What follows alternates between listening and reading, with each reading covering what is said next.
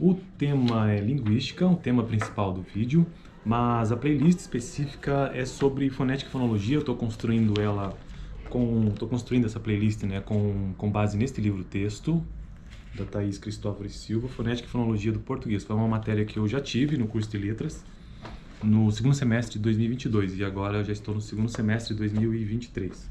No vídeo anterior, fiz um resumo, na verdade, das articulações primárias na descrição dos segmentos vocálicos. Eu quero só relembrar aqui, para quem está chegando agora no vídeo, o que é fonética, né? Fonética é um tema específico dentro da linguística, e é uma disciplina do curso de letras, e fonética é a ciência que apresenta os métodos para a descrição, classificação e transcrição dos sons da fala. Então, ter um pouco de conhecimento sobre fonética e mesmo fonologia vai auxiliar isso. Para quem tem interesse no estudo das línguas, é fundamental que você consiga fazer uma descrição, né, do seu objeto de estudo, que é uma língua, seja língua inglesa, enfim, português, qualquer uma delas, né? E no vídeo de hoje eu quero fazer um breve resumo sobre as articulações secundárias dos segmentos vocálicos, porque já fiz vários vídeos sobre os segmentos consonantais, depois entrei nos segmentos vocálicos e fiz um vídeo específico para cada uma das articulações primárias, né, que basicamente são a altura da língua, a posterioridade e a anterioridade da língua e o arredondamento dos lábios. Isso foi no vídeo anterior, né, que fiz um resumão dessas três articulações secundárias.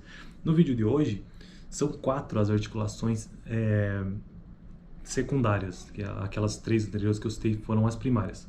Então é duração, desvozeamento, nasalização e tensão. E vamos ver o que é que o livro diz sobre isso, sobre essas articulações secundárias. Vamos lá, a duração é o seguinte: duração de um determinado segmento só pode ser a duração de um determinado segmento só pode ser medida comparativamente em relação a outros segmentos. Em outras palavras, a duração é uma medida relativa entre segmentos. Os diacríticos abaixo, daí ela coloca aqui no texto os símbolos que ela utiliza para demonstrar essa duração, né? São utilizados para marcar a duração dos segmentos vocálicos. Todos os exemplos são ilustrados com a vogal A, mas o diacrítico. Mas os diacríticos podem acompanhar qualquer segmento vocálico. Por exemplo, A com 2 pontinhos, duração longa. A com 1 ponto, duração média e duração breve. E aí ele traz alguma descrição do que seja isso.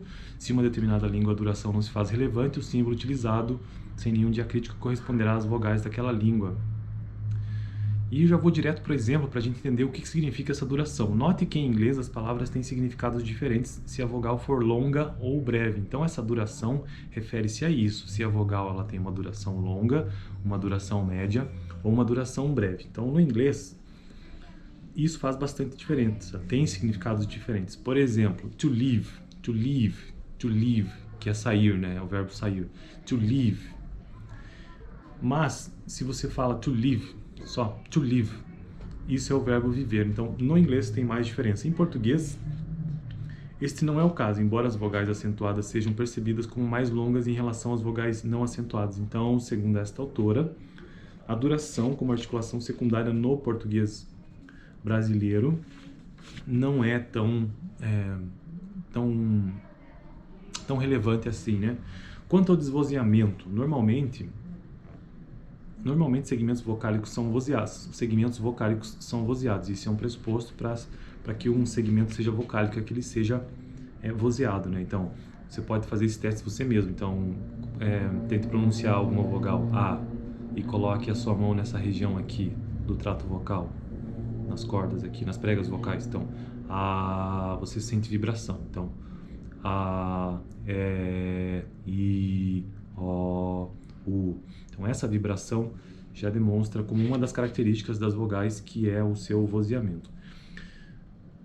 Mas, articulações secundárias diz que também existe o desvozeamento. Normalmente, segmentos vocálicos são vozeados, isto é, durante a sua produção, as cordas vocais estão vibrando, como eu acabei de mostrar, né?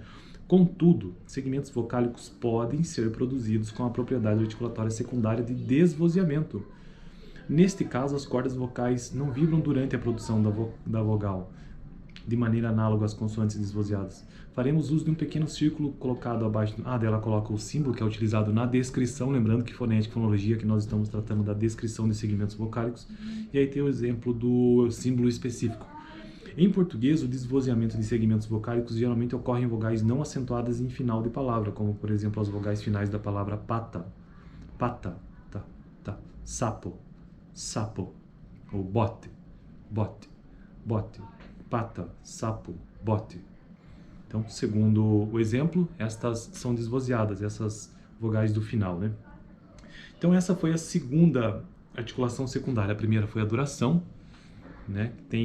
Dependendo do idioma, isso faz diferença. No português, nem tanto. O desvozeamento no português também ocorre, que é a segunda articulação secundária. E a terceira articulação secundária é a nasalização. E o que seria isso? Se durante a articulação de uma vogal ocorrer o abaixamento do véu palatino, que é uma região do trato vocal, parte do fluxo do ar penetrará na cavidade nasal, sendo expelido pelas narinas e produzindo assim uma qualidade vocálica nasalizada. Fazemos dela diz o símbolo que é utilizado, né, o uso do til acima do segmento vocálico para marcar a nasalizada. Ressalta-se que a nasalidade causada pelo abaixamento do véu palatino e a altura da língua na articulação das vogais estão intimamente relacionados. Para uma vogal que é articulado com a língua na posição elevada como I ou U, ser nasalizada é necessário apenas um pequeno abaixamento do véu palatino, permitindo então o acesso do fluxo de ar à cavidade nasal. Deixa eu ver se tem um exemplo aqui. A configuração do trato vocal é, portanto, bastante semelhante durante a produção das vogais I e U orais e das vogais I e U nasais. As vogais articuladas como um gradativo abaixamento da língua, tá? Deixa eu ver se tem algum texto, vou pular essa parte.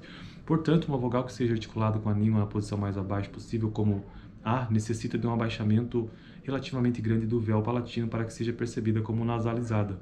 A configuração do trato vocal é bastante diferente durante a produção da vogal A oral e da vogal AN nasal. Então essa é a diferença, essa questão da nasalidade, que é uma articulação secundária. E por fim, a última articulação secundária do segmento vocálico é a tensão. E o que seria isso? São segmentos tensos estão em oposição a segmentos frouxos. Essa é a oposição, segmentos tensos versus ou frouxos. Um segmento tenso é produzido com maior esforço muscular do que um segmento frouxo. Segmentos frouxos ocorrem no português brasileiro em vogais átonas finais, pato, safari. Então veja que essas vogais átonas finais, elas são frouxas, porque estão exigindo menos esforço muscular. Então, pato, safari. As vogais altas frouxas e átonas postônicas em pato, safari podem ser contrastadas com as vogais altas tensas e tônicas, como jacu, saci. Então, veja que existem diferenças mesmo, são claras as diferenças de tensão, né, nas vogais. E aí, para finalizar o vídeo de hoje, o texto final é o seguinte: o recurso descritivo, que é o que foi feito até aqui em todos esses vídeos, apresentado nesse caso específico, né, acima, é amplamente utilizado na caracterização dos sistemas vocálicos. Esse sistema agrupa as vogais em relação às seguintes características, como eu já disse nos vídeos anteriores: arredondamento ou não dos lábios, anterioridade ou posterioridade da posição da língua, que também pode ser central, e também quanto à altura da língua, que pode ser dividida em 4 ou 3 grupos, dependendo do sistema vocálico em questão. Do ponto de vista da classificação, já encerrando o vídeo, as vogais são categorizadas quanto a 3 parâmetros básicos na seguinte ordem. Então, as vogais elas são quanto à sua altura, anterioridade e arredondamento. Assim, a classificação da vogal I, um exemplo, né, a vogal I, ela é uma vogal alta, anterior, não arredondada. Já isso nas propriedades articulatórias primárias, né? Agora, quanto às propriedades articulatórias secundárias, ou seja, o vídeo de hoje, né, a duração, o vozeamento, a nasalização e a tensão, são indicadas como último item na classificação. Assim, o segmento como I é classificado como vogal alta, anterior, não arredondada nasal. I. As vogais nasais E ou O são classificadas como vogal média anterior ou posterior nasal. E então esse foi o vídeo de hoje, finalizando então sobre as articulações, tanto primárias como secundárias, que envolvem a descrição dos segmentos vocálicos. E no próximo vídeo, seguindo a ordem do livro, trarei alguns comentários e também a leitura sobre os ditongos. Afinal de contas, o que são ditongos e o que isso tem a ver com fonética e fonologia. Valeu, até o próximo vídeo.